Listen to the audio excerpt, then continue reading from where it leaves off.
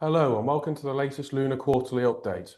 My name's Alex Brandreth, Chief Investment Officer at Luna. Well, it's certainly been an interesting quarter again. We've had some trade announcements, which has been a real positive.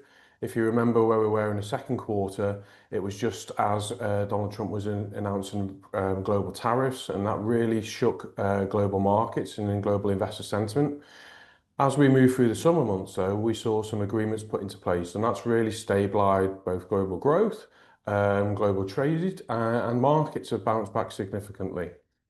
Closer to home, we've seen a Bank of England interest rate cut, and we've got the upcoming budget, which is going to be in focus from November. So let me share my slides, and we can go through the key points to the last quarter.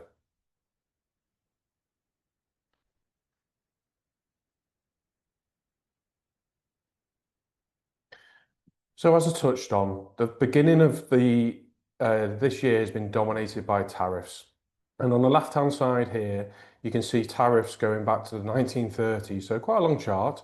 And you can see what Liberation Day did. Liberation Day was increasing tariffs to the highest level in a century. What's happened is agreements have been come to, and tariffs aren't going back to the low levels what they were, but they have come down significantly. There's been agreements, first off with the UK. You've seen the European Union have an agreement with the US. You've seen China continue to negotiate with the US. And you've seen Japan get agreements. There's been a raft of different agreements. The tariff uncertainty hasn't gone away, though. We see almost on a weekly or regular basis that Donald Trump will come out and target specific industries as well. So the uncertainty, whilst it's died down, hasn't gone away.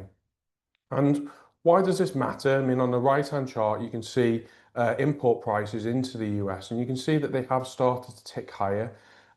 If you are putting tariffs on things, on goods, then one of the consequences of that is it's going to be more expensive unless that the company distributing it decides that they want to eat into their margins. But we haven't seen that so far. So it means that there has been higher levels of inflation in the US from tariff uncertainty. What's happened to global growth? So on the left-hand side, you can see global growth projections for this year and for next year in purple.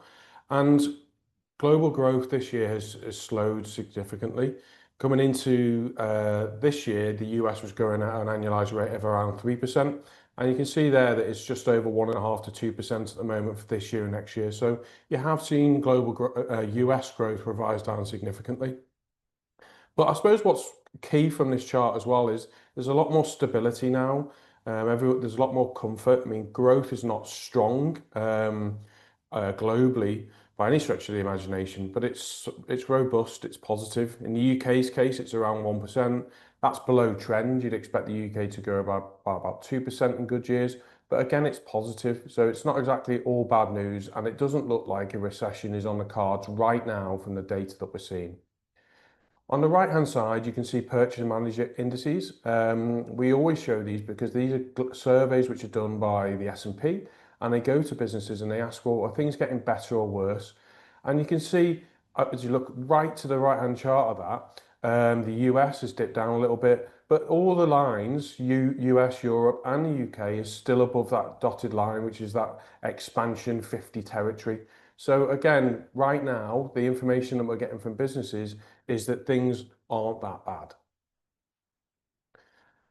Looking to the UK, this is a chart that shows the different components that break down inflation within the UK. It goes back to 2022. The blue bar represents services. The green bar represents goods.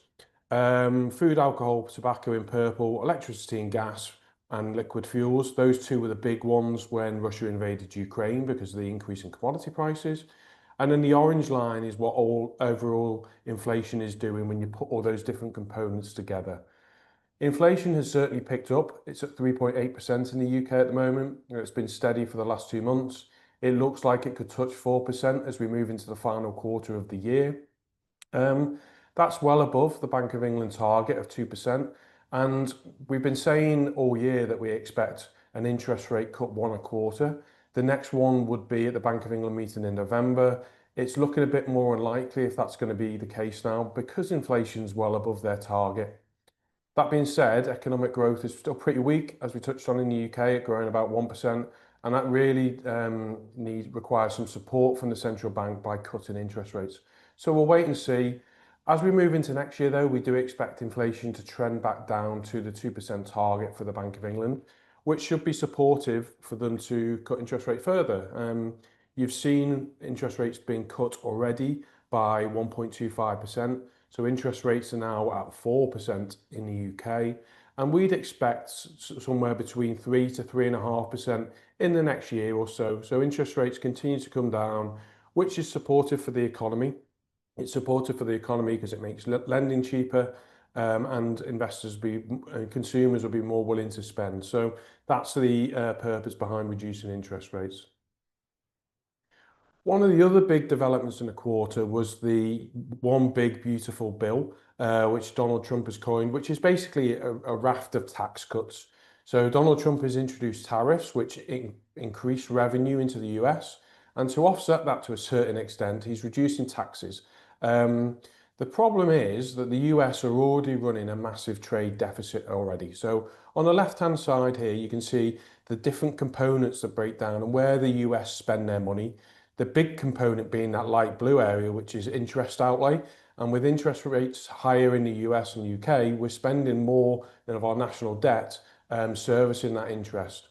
But the area in purple, which just pops in there, is the impact on the deficit from Trump's new policy, the One Big Beautiful Bill. And you can see it is adding to the US debt pile, which is already pretty high. It's running at 7-8% per annum, which is quite significant. So there's a couple of points that I should highlight here. One, tax cuts should be positive for the economy because people will have more money in their pocket and they'll spend more. But it does create a little bit of concern about that right-hand side, the amount of debt that the US government have got. And that's having some big global implications at the moment. The first is the US dollar has been under pressure. People are becoming less and less convinced that the US are going to be able to pay their servicing costs. And the second is the investors are looking for other safe havens to protect, and gold in particular has done very well. So this year you've seen gold perform very well, as well as other precious metals, and the US dollar under pressure. And this is the key reason why, because investors are getting concerned about the amount of debt levels. And that's not just the US. You've got to think that, something similar with the UK. And the budget, it looks like we're going to have to see potentially either more tax rises coming in the future, just to try and balance the books within the US, in the UK, because of the fiscal rules that we have in place. That being said, and whilst the UK and US financial situation from a government level looks pretty disappointing, stock markets have had a fantastic quarter. You can see here the different global markets, the main global markets that we invest in and look at. The best performing over this time period has been the Hang Seng, which is the Hong Kong Chinese stock market, which is up 15% in 3 months. Just behind there, you've got 11% for Japan. And as I said right at the beginning, that these trade agreements that have been put in place, or trade negotiations between the US and China, have been really positive and supported investors having confidence to reinvest into equity markets. And that's why you've seen more than a year's growth in just 3 months. If you're looking closer to home, the FTSE 100 is up just 7%. The S&P 500 is up 10%. And Europe has been the laggard there, just under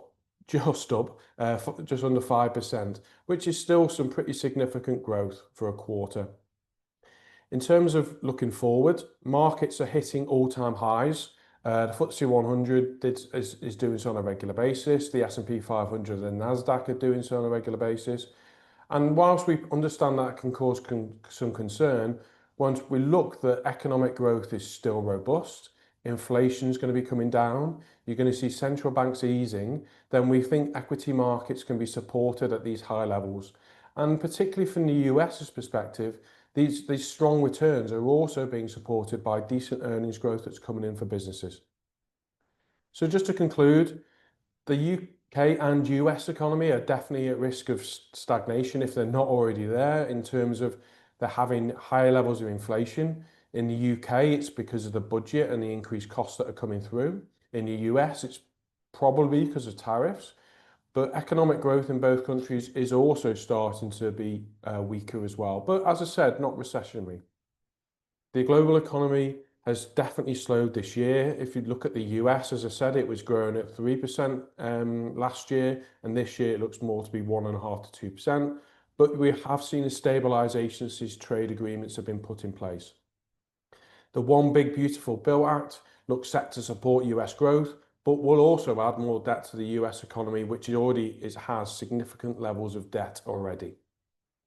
Interest rates gradually is the word that the Bank of England governor keeps using, and that's what we expect as well. As I said, it's probably 50-50 if you see an interest rate cut in November, but as inflation comes back down to target next year, we'd expect interest rates to continue to be cut because the economy really is not firing as strongly as it could do. And we were touching on the last quarterly webinar that markets can be volatile. Markets can be volatile in both directions. In April, we saw the negative side of that. We saw equity markets under pressure after the trade announcements were put in place. But since then, we've seen markets bounce back significantly, and markets can be volatile in both directions. It just so happens it's been on the positive side over the last 6 months or so. Thank you for listening today. If you have any questions or you would like to speak to a Luna representative, please feel free to reach out and speak to us at any one time. Thank you again. Bye now.